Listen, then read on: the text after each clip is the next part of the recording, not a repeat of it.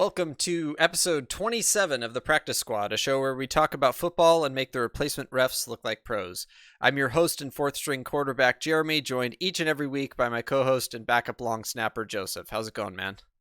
Hey, I still want a top five pick for next year, so the Dolphins need to slow down on their wins. Yeah, you guys are on a little bit of a hot streak, huh? Yeah, Joe Burrow from LSU is like having one of the greatest college seasons of all time, and Tua got injured now, so it's like I don't want the Bengals to get that pick. Oh, man, it took you only a few sentences to bring up college football? All right, you're out of here. All right, I'll take over the rest of the show. So we're usually live on Monday nights every other week around 7:30 p.m. Pacific time. This week we have lots of good stuff for you. We've got our Games of the Week segment. We're going to talk about highlights, a guy that should have been arrested by the police in the middle of the field. We've got a quick cap of the Niners and Dolphins games. We've got some awesome commentators say the darndest things. And we're going to wrap up our show with some Week 12 juicy predictions. So to start it off, we've got our game of the week. Last week was Rams at Steelers. And I think the only thing I have to say about this game is Butterfingers. There were so many drop passes in this game. There was something about this game that was not only like horrifying and horrendous to watch, but at the same time, I just could not stop laughing as I was watching this game. There were so many amazing moments, just riddled with drops, turnovers, penalties. Did you look up, Joseph? Did you look up how many accepted penalties there were in this game? Yeah, so I did look up the stats because Okay. wanted to mention that. So, Yeah, it was yeah. this game was sloppy. There were ready for this, guys? 23 penalties for 202 yards. Yep. And probably a third of those were Steelers holding calls. There were so many holding calls. I was just at one point I was like, is it really possible for a team to hold this much? Are the refs just going crazy? And it's great to watch in the condensed version because even though they show every play, it just feels faster. So it's like holding. Yeah, it was. Yeah, this game was super sloppy. Another stat: the quarterbacks combined. I guess if you include all the pass plays because there was that fake punt we'll get to in a minute. 44 of 80, so a 55% completion percentage, which is already bad, but at least 10 to 12 of those were drop passes that should have been caught, and then probably another 6 to 10 that could have been caught. Bad throws, just yeah. Then the fumbles. The end of the first half, the Steelers have that great receiving play. It's like a 30, 40-yard gain. And then at the end, the guy is holding the ball loose. He gets it knocked out by a Rams defender. Right, the Rams get the ball. And then I think it was the next play, Goff fumbles it, and Minka has a 43-yard touchdown return. So sloppy play there, but then the Steelers got back in it. And then the fake punt by Sam Hecker. What is he doing? Like, did you see that throw? Yeah, that was It's like he was playing. It's like he was playing soft toss with his son in the front yard. Like, he just threw it. He just lobbed it to a Steeler. Yeah, that was beyond awful. Like maybe the most pathetic pathetic throw I've ever seen in my life. Uh yeah, he literally just like it was like he had a dead arm and then just threw it directly to a defender. Like I didn't understand what that was at all. Which is weird because the Rams have done a lot of fake punts with him, and he has a decent arm. Like he's maybe a little slower windup, but like yeah, he just like barely. Maybe he just had a second thought as he was throwing it, but he like couldn't stop himself, but he just like still threw it anyways. It just that was weird. Yeah, It probably was the game too. probably. I mean, there were so many things that, like, if I was a Rams or a Steelers fan, I probably would have had to have gone to the hospital either at some time during the game or immediately following that game from like heart sickness because I couldn't I'm so glad when I watched this game that A, I didn't watch it live, and that B, I'm not a fan of either of those teams, because I was able to kind of sit back and enjoy the humor of it. But if that had been the Niners playing that game, oh my goodness, I mean, I had a heart attack on Sunday this last week with the Cardinals, let alone that game. I mean, that game just didn't even look like.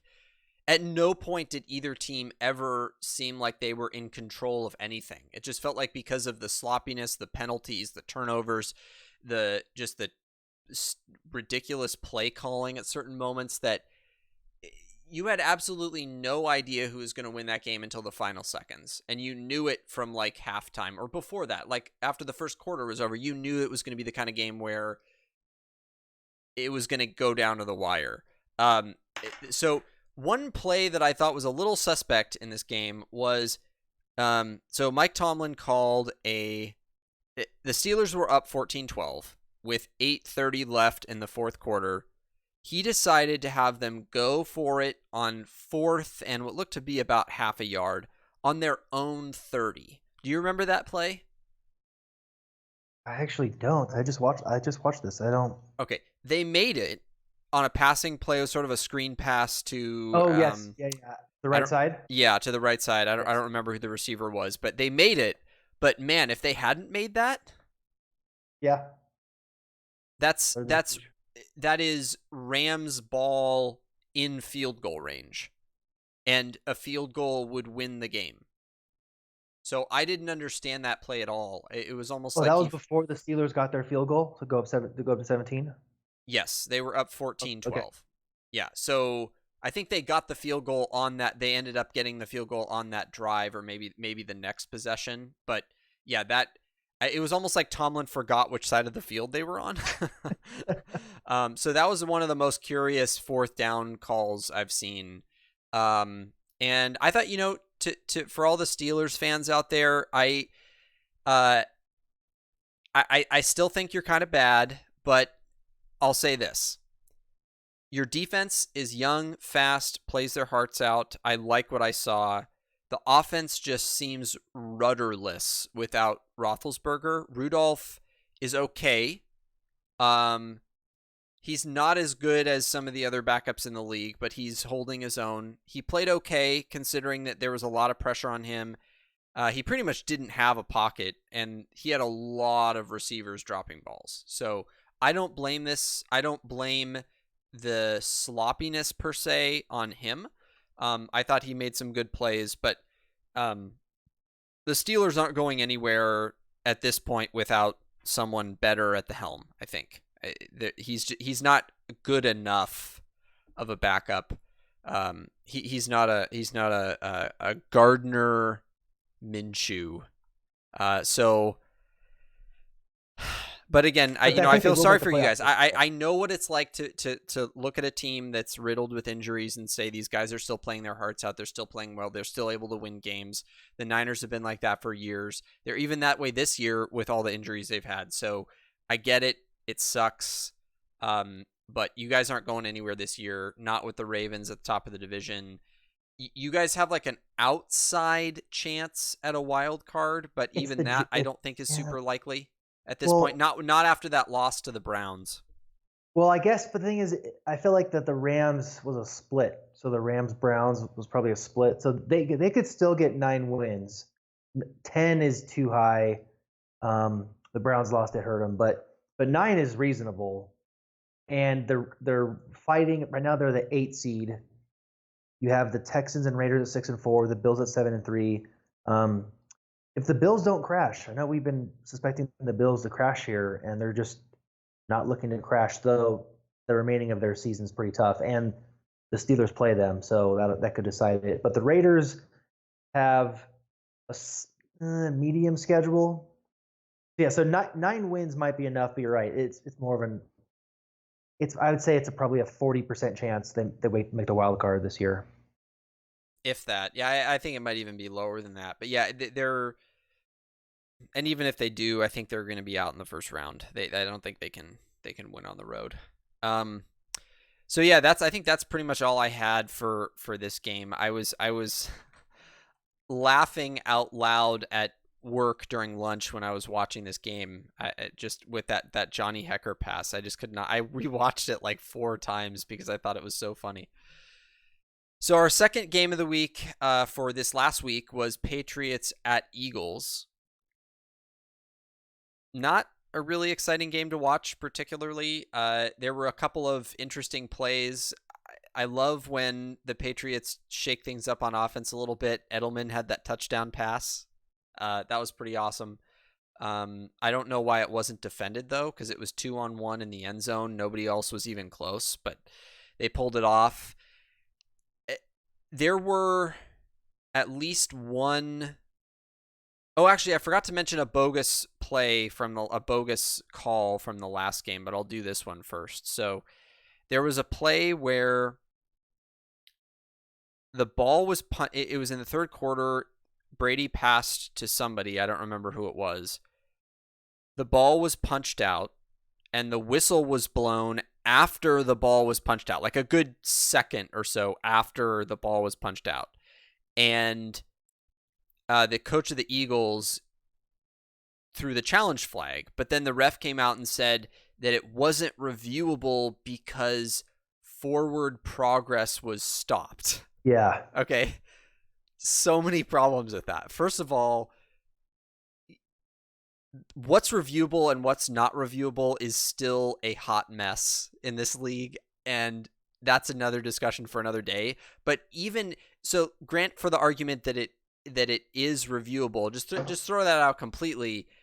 The whistle was blown way after the ball was punched out. So obviously, if you're thinking about it from the whistle, which is how the players play, is they play to the whistle, there was no sign that forward progress was stopped. It was a bang-bang situation. The guy caught the ball, clearly caught it, right? And they ruled it an incomplete pass. That was the thing that was so crazy to me, was the guy clearly caught and possessed the ball as he was falling to the ground, and then it got punched out.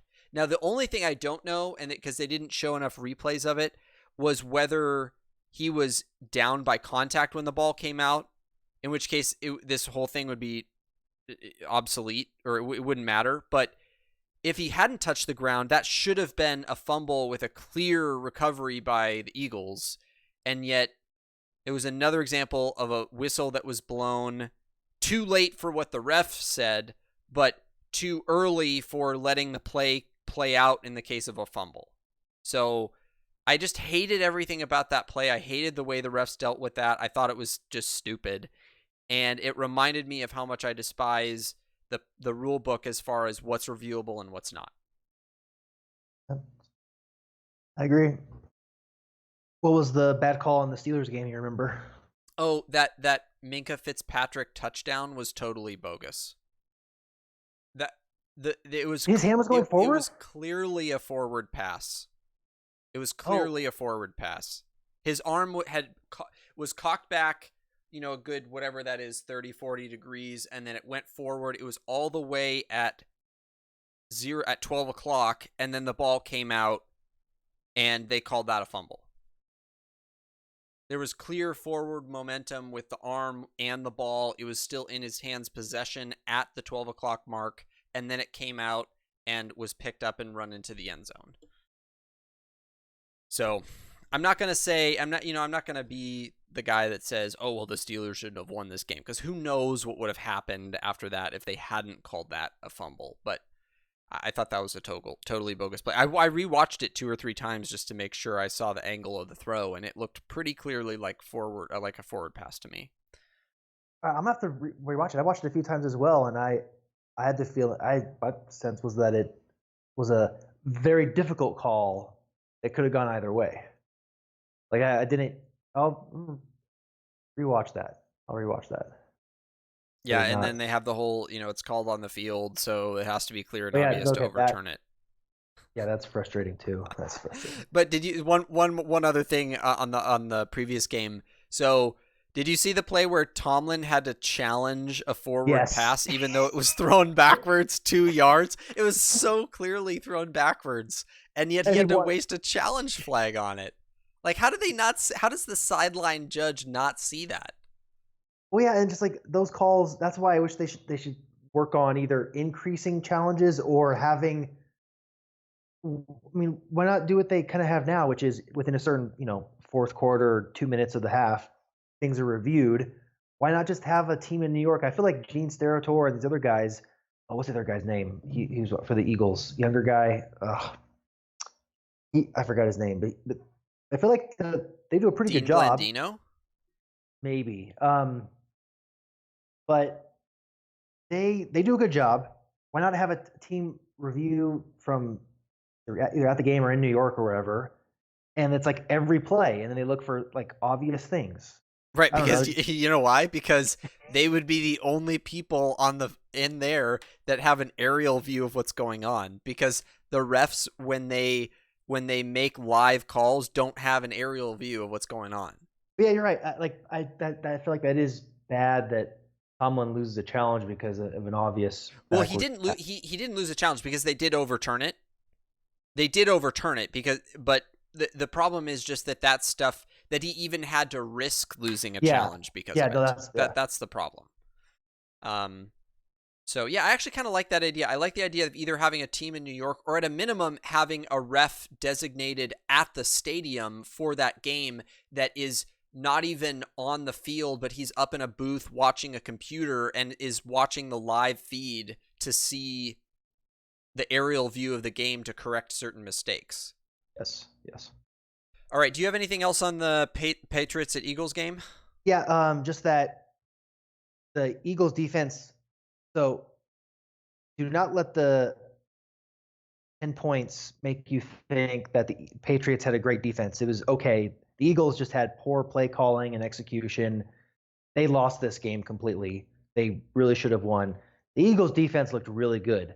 They were deflecting passes. They were all over the receivers. They were causing Brady a whole bunch of mess. He was only sacked once. That's because even though he's so slow and escaping, he's very smart. Like I was watching him, and he's just very smart at getting out of the pocket and throwing the ball away. But he was hit. He was scrambled. They were all over him. Eagles should have won this game. And I think the best way to go after Brady, like not just the pass rush, but is to delay sending guys up the middle. There was a couple plays in particular where they didn't send a lot of guys, but they had like a delayed guy up the middle, and that caused a lot of pressure. So instead of, because he's going to get rid of the ball, right? If you load the box of 7 or 8 guys, he's very good at quickly dumping off a pass to the nearest open receiver. But if you only send 4 guys and then have 1 or 2 trailing up the center, like lagging behind, he doesn't like that. So it was exciting in the sense that it was close and they didn't know who was going to win. And the Eagles had a good defense, but yeah. Oh, well, I'll end here. Julian Edelman, and I've seen him throw before. Dude, he has a cannon. He does. Like you can just extrapolate. So that ball, it says it's a 15-yard touchdown pass, but like actual distance traveled, that ball was, I think, about 25 yards in the air. Okay, before when he caught it, and it barely left. Like the trajectory barely went up, and he barely threw it. Like his arm looks so fluid. Now he did play quarterback a little bit in college, I think. I heard him say that, but I bet he could throw it 60 yards, man. I mean, probably, yeah. It was. I'd love to see him just bomb it 60, 65 yards because that throw was just impressive. I'm gonna smoothly throw the ball 25 yards in the air without it going very high. That's not easy. Yeah, that was pretty awesome to watch. All right, not awesome to watch is our next segment. Oh, I thought you were going to say what was not awesome to watch is anything cool that the Patriots do, but no, you're not that biased. No, we only say that about Russell Wilson. So in the next segment is our highlights segment, and really it's a shame that we shouldn't be calling it highlights this week. We should be calling it like depths of the dregs lights or something like that, because this was like Criminal Watch. Yeah, Criminal Watch, because this was the most awful thing that has happened on the field in a football game in a while. I'm not going to put a number of years on it, but I think it's been years, like years. So Myles Garrett decided, short story is Myles Garrett decided to assault Mason Rudolph in the middle of the football field. And it was during the circumstances, and this is very important, the circumstances of this assault, and I'm calling that because that's what this was. If a man had done this to another man on the street of New York, he would have been arrested. The circumstances of this assault were the Browns were all dominating that game. The Steelers never really had much of a chance in that game. I believe, and Joseph, you can correct me if I'm wrong, that there were 8 seconds left in the game. It was basically the last play of the game. Yeah, it was the last play of the game. Browns were up 21-7, I believe. Yes. Steelers had the ball. Mason Rudolph gets sacked. Myles Garrett decides to stay on the ground with Mason. As soon as he gets up, the offensive lineman decides to kind of start pushing him away because he could tell things are getting rough, but not far enough away so that Myles Garrett yanks off Mason Rudolph's helmet and hits him over the head with it.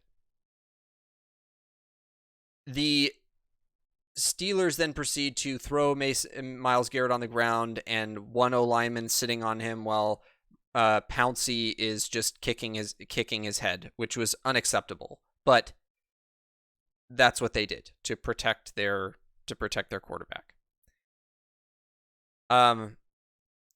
There are so many implications of this. There's so much discussion surrounding how much should Garrett be punished for this? How much should the other guys involved been punished for this?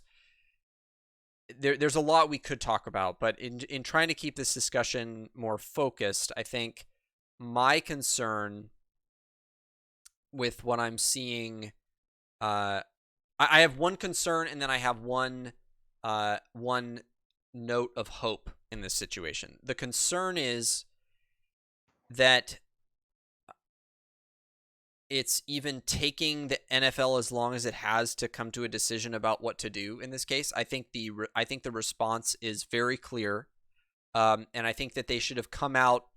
I believe, again, I'm a little fuzzy on this timeline, but I believe they came out and said that he was going to be suspended for at least the remainder of the season, but they're still determining whether the punishment is going to be more extensive than that. And I'm glad that they at least said that. But to me, this is not a unclear situation for punishment. And of course, the NFL is trying to be super political and slow, and they don't want to mess anything up. And on the one hand, that's okay. The other hand, this is just such a clear case of something that was so wrong and so bad for the sport that Joseph and I and you viewers love so much that it's just so disheartening to see punishment not be thrown down more severely and to try to just eradicate this kind of behavior from the league.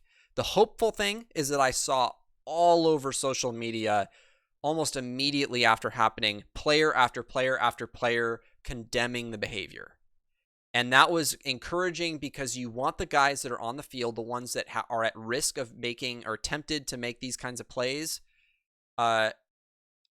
not okay with that kind of behavior. There's lots of guys that didn't speak up, and I'm sure in future years there's going to be another incident just like this, like there's been incidents like this in the past. But man, this brought up a lot of ugly memories of past really disgusting attacks and problems on the field with certain players, and we didn't need to be reminded of that. We didn't. So, quick summary, and then I'll let Joseph say his piece because I know he's going to have plenty to say on this. Garrett's suspended for at least the remainder of the season. Larry Ogunjobi from the Browns is suspended for 1 game. Mason Rudolph was not suspended for anything, even though, in fairness, he did get into a little bit of an altercation with Garrett on the ground. I don't think it was deserving of a suspension, but in an in-game situation, it may have been deserving of a flag, but he didn't get suspended for anything. And then Pouncey is out for 3 games for kicking Myles Garrett in the head. And I think some punishment was certainly deserved for kicking another player on the head when he's defenseless. And I think that 3 games is probably a reasonable amount. You could maybe argue it should be more, but I think I'm okay with that. So Joseph, why don't you share your thoughts on this incident? Yeah, so I'll start with the suspension. So I'm gonna go a little bit the other way. I think Pouncey. I think I'd knock it down to 2, or keep it equal with. Did he say his name? Ogunjobi. Ogunjobi, Larry Ogunjobi. Ogunjobi. Because Rudolph was standing. It was after the play had been done, and they're on Garrett. Rudolph's just standing there, and he comes running in, barreling in, and Rudolph has no helmet on, and just knocks him over. Like, he was defenseless, doesn't have a helmet on, and a 300-pound, 320-pound guy just comes barreling into him. So, whether we can discuss Pouncey, I think Pouncey's reaction, though most of what Pouncey did didn't really connect. He still had the intent, and he was obviously very upset. So I'm okay with 2 or 3 games for Pouncey. I just think that Ogunjobi should have equal, because his was still really bad. Yeah, what started this was, why is Garrett trying to, like, it looked like he was trying to break his legs. Like, he could have seriously injured Rudolph on that play. Like, he stacks him, but then he's like trying to drag him down. In that case, your legs can get locked, they can buckle, you can pull something. He's like pulling him down while Garrett's going down on the ground. He could have really injured him. So then obviously Rudolph was mad. They're down there scruffling. Rudolph goes for his helmet, and then as the linemen go to pick Garrett up, he rips that helmet off, which I think the ripping off of the helmet should have given him probably a fine, maybe not a suspension. But then, yeah, once he got hit, that's the end of the line. So I would be okay if Rudolph got fined a little bit, but honestly, that scruff on the ground is kind of justified. Like, yeah, end of the game, a little frustration, but Garrett had no business dragging him to the ground in the first place. He should have let go. And if Rudolph would have been in, I think Garrett would have been fined. So if that would have been the natural progression of what could have happened, then Rudolph had every right to be mad. But then Garrett took it too far. So he should be suspended for the rest of the season, and I would say probably a few games for next season as well, because here's the thing. The Browns weren't going anywhere anyways. So I want there to be a lasting effect on the league and the team and him, and that's going to better happen if it affects their ability starting next year, because their year's already done. So Right. he should be out at least 2 games, maybe 4 games next year. Yeah, and I don't think a punishment should be predicated on, or the extent of a punishment should be predicated on whether or not a team is going to succeed the following year. That's fair. But fair. I do absolutely think that he should be punished into next year, and I think he should also receive a firm and final warning that if there are any more altercations on his part initiated by him that are deserving of an otherwise, either an ejection or, severe unsportsmanlike conduct penalty on the field, that he is out for life. Oh yeah, and he should. I don't know if this is already the case, but I don't know if this is just like inherent to the suspension. If he's not going to get paid the rest of this year, he shouldn't be. He shouldn't be. Yeah. And I don't know. There was some talk. I don't know if they'll go there. Rudolph's team like filing charges, though that would be completely relevant. He did file charges. Yeah, I mean, I don't even know. I mean, what has to happen for cops to run onto the field? I mean, if that doesn't cause it, I don't know what does. It might not have been as noticeable because the announcers didn't make their comments until they had replayed it 2 or 3 times, and they really saw there was a better view, like looking towards Rudolph. The other view, you could tell that he swings at him, but it's not as like clear. So maybe they're just too fast, and the cops didn't. No one saw it, but on the replays, it's obvious. Yeah. And even the announcer said that they had never seen anything quite like that before. Just an awful. It's not the first time a player's helmet's been ripped off, but in that kind of situation, that was just an awful situation. And I'm sad about that, because for the last few years, for the last couple of years, I've been not a Browns fan, but I've been a guy that's sort of been like, I'd like to see the Browns be better. They've had some glimmer of success here and there, and I liked Myles Garrett when he was drafted. He's an up and coming star kind of player. He was off to a really great start this year. He was going to be in the top like 3 or 4 in sacks this year probably. And then he does something like that, and then your view of him and the team just plummets so hard. I mean, they've been riddled with lack of discipline this season, and I gotta believe that some of this was a coaching issue. Not, I mean, aggressiveness like that, I think, is ultimately personal, and of course he's responsible for it. But I think the coaching staff needs to take a long, hard look at what they're telling their players and how they handle in-game situations like that, because they were going to win that game. There was no reason to do that. The only thing I could think of was that Mason like whispered something to him earlier on, or maybe taunted him somehow, and it just something clicked in him that just had like he felt like he had to just attack him or something. Because I just don't see how that, like, why would you even be upset in this situation? Rudolph wasn't having a great game. The Steelers were getting destroyed. The Browns were gonna win. Myles Garrett was having a good game. It's like, what are you doing? What was the motive in this situation? And maybe it doesn't matter, but I was just so baffled at his decision, because usually when you see guys do that kind of thing, it tends to be, well, I shouldn't say that kind of thing, but when there's those fights, it tends to be in a situation where the team that's behind, there's a guy that gets upset, right? But in this case, it just did not. That is not the case. It was the exact opposite. So I completely baffled at the whole thing and really disappointed.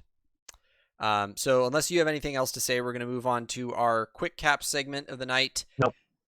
No, we're not going to move on to our quick cap segment. No, just kidding. So our quick cap segment of the night is our discussion of the Niners and Dolphins, a quick overview of the last 2 weeks. So I'll start with the Niners. Last week, Monday night game, Seahawks at Niners, brutal division game, overtime, came down to a final second field goal. So many squandered opportunities on both teams, to be honest. I think Seattle dropped like 4 possible interceptions. The Niners missed a field goal that would have won them the game. There were just lots of problems. The Niners, the biggest issue though was the Niners were dropping passes left and right. I think they had 8 or 9 drops that night. They also had lots of injuries. Ronald Blair out for the season with a torn ACL. They couldn't protect Jimmy. The run game had nothing going on. Jadeveon Clowney played really well, and I thought the Niners defense actually played really well. The Seahawks had their worst offensive performance of the year in that game, but they were just put in too many difficult situations to win. So I was heartbroken after that loss, but I think ultimately that loss was the reason they were able to win yesterday, because they were put in a somewhat similar situation. They were down by, not in the sense that they were down, but in the toughness of the matchup, similar situation. Yesterday they fell down 16-0, and then they scored 17 unanswered points. The run game had nothing going on yet again, and yet Jimmy was able to step up. He threw 34 for 45, 76% completion percentage, 424 yards, 4 touchdowns, 2 really ugly interceptions for a 115.4 rating. I think the biggest, most important thing about this game was we identified who our reliable pass catchers are. Dante Pettis, Marquise Goodwin are not reliable, not really ever all that much, and or Kendrick Bourne. Not anymore. Kendrick Bourne had an issue last week, but he did have a touchdown last week as well, and he had another touchdown this week. So he's had some inconsistency issues, but he's been, I think, good enough to keep giving opportunities to. So who'd you say the top 3 reliable guys are for you? Kittle, Sanders, and Deebo Samuel. Samuel had another great, awesome game. Like he made an impossible catch, led the team in receiving again yesterday. He looked awesome. So do you have any thoughts on the Dolphins in their Colts and Bills games? Yeah, I mean, I figured we lose to the Bills. Josh Allen had a good game. and they pretty much almost secured a playoff spot for them actually. But the Colts game was shocking. Though Jacoby was injured, so you're playing Brian Hoyer, you have a great chance of winning, and he was awful.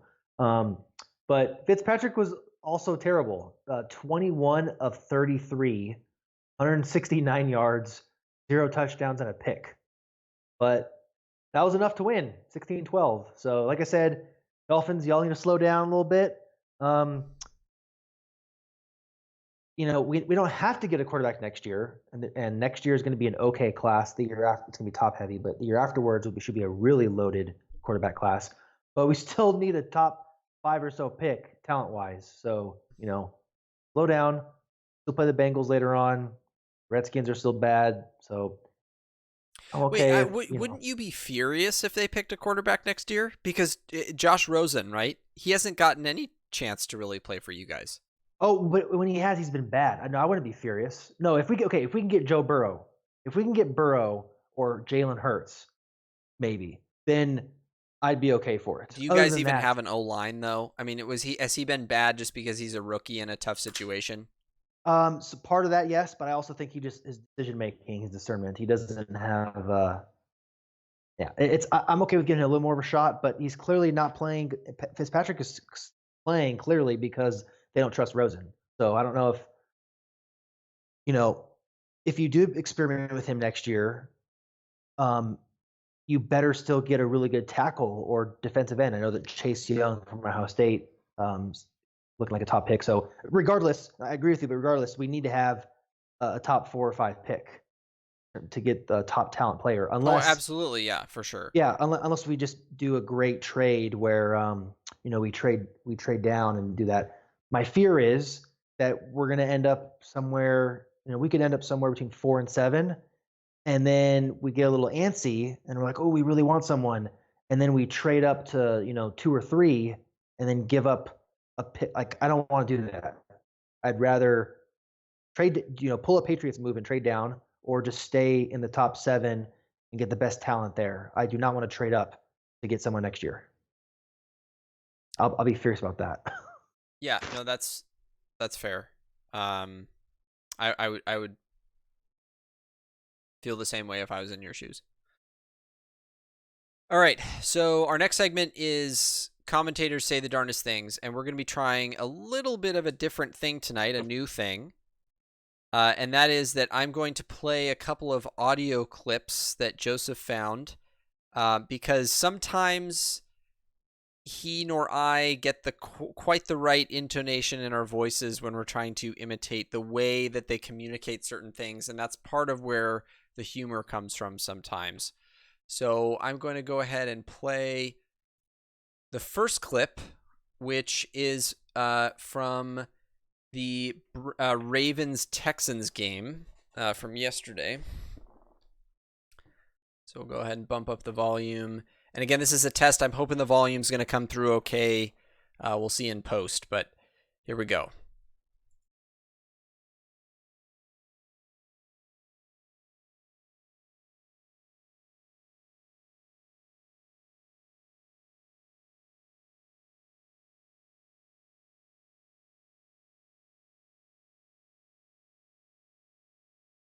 Lamarkable. Yeah.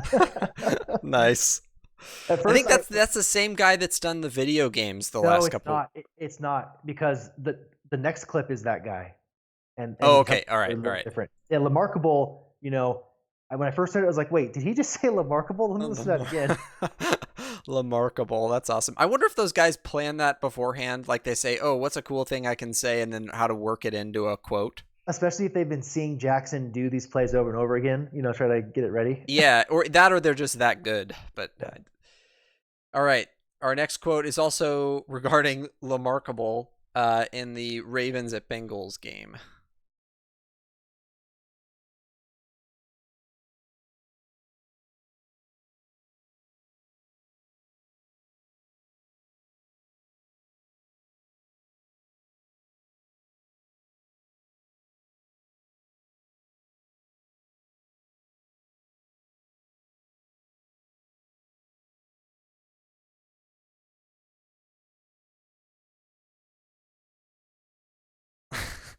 He is Houdini. He is Houdini.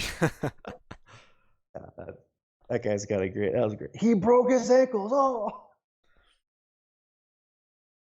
All right.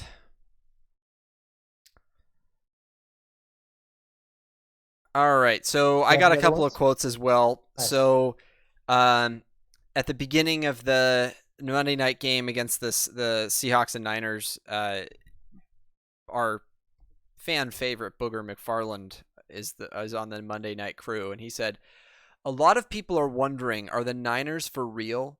How are they 8-0? It's because of their formula."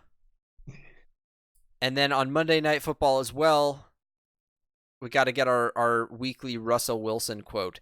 Russell Wilson with a limitless desire to win. Well, who was it? Well, it was the Seahawks Cowboys playoff game 2 years ago, I think. And Joe Buck is like, all Russell Wilson does is win. Yeah. Yeah. Wait, was that last year or 2 years ago? I think that was last year. I think we've quoted that last year. So I'm getting some feedback that the clips did not come through on the audio, so I apologize for that. Like I said, this was a test, so we'll figure it out. If we have more to play next time, we'll make sure that it comes through. I didn't get a chance to test it beforehand, so apologies for that. But what you need to know is that the commentator called Lamar Jackson Lamarkable and Houdini at the end of 2 amazing running plays. So my final quote of the night is from Tracy Wolfson, who was quoting Sean McVay in a short pre-halftime interview. He said, "Too many penalties, too many 3rd and longs. The key to this drive is getting points." I was going to add, what we could do, Jeremy, is we could add those links in the description with the timestamps so people can... Yes, that's a good idea too. Yep, so people can take a look at them themselves. All right, so our final segment of the night is our Week 12 game predictions.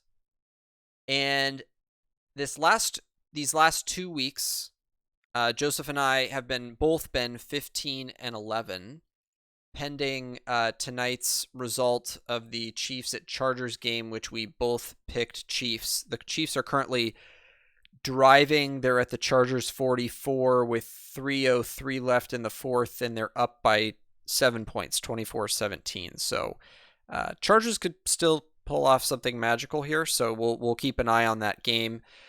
If we do in fact get that correct, then I am 103-58-1. Joseph is 99-62-1.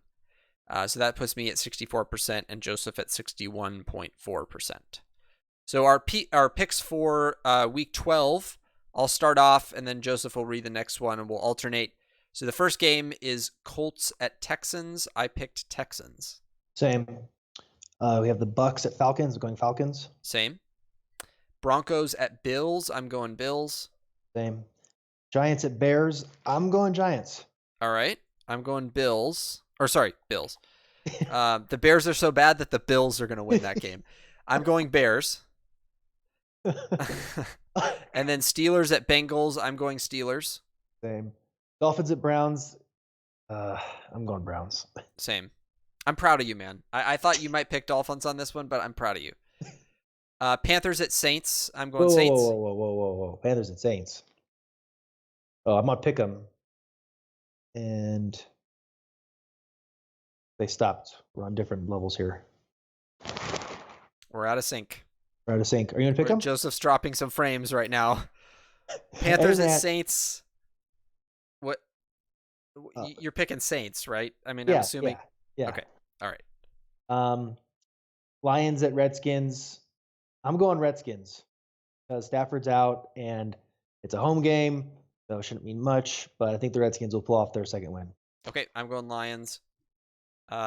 Raiders at Jets. I'm going Raiders. Same. You already said Panthers game, so Seahawks at Eagles. Going Seahawks. Same. Jaguars at Titans. This was a really tough one, but I'm going Jaguars. Yeah, also really tough. I thought about that, but I'm going Titans. Okay. It's a little hot right now. You mean you thought about what I would think about it? Cowboys at Patriots. I'm going Patriots. Same, and that's America's two teams going at it. Yes. Packers at Niners. This one's tough, man, but go Niners. Same. And finally, Ravens at Rams. I'm going with Lamarkable on this one. Same here. All right, so we had 3 differences: Giants at Bears, Lions at Redskins, and Jaguars at Titans. Yep. So Joseph has 3 opportunities to catch up to me, which he'll still fall short by a game if he does, but he'll get closer. All right, next week, the Chiefs, the Vikings, the Cardinals, and the Chargers are on byes. And final update of the night, Chiefs, 2-minute warning. They're 4th and 6 at the Chargers 44, so they're about to punt. And the Chargers are going to get the ball back with an unknown number of timeouts. Nobody knows. There is no way to know how many timeouts the Chargers have right now. 2-minute warning. So I'll make sure to obviously incorporate the correct number for next time, depending on the result of this game. But game of the week. Game of the week. Oh, yes. Game of the week is Packers at Niners. So get ready for an awesome Sunday night football game. Hoping to get Kittle back. So, all right. I think that's it for our show. That's a wrap. If you enjoyed tonight's episode or any of our past episodes, please like, share, and subscribe here on YouTube, as those are free ways for you to support our show. Don't forget to follow us on Twitter at The Practice Squad and at Neuralizer_. Just as a reminder, if you've missed past episodes, you can watch or listen to them right here on my YouTube channel. I typically upload on Tuesday evenings, the day after we go live, and with the recent YouTube update, they're actually uploading immediately after the end of the episode, so if you love us enough, you'll rewatch the episode right away, because you just like our voices that much. As always, thanks so much for joining us, and we'll see you in 2 weeks. Peace.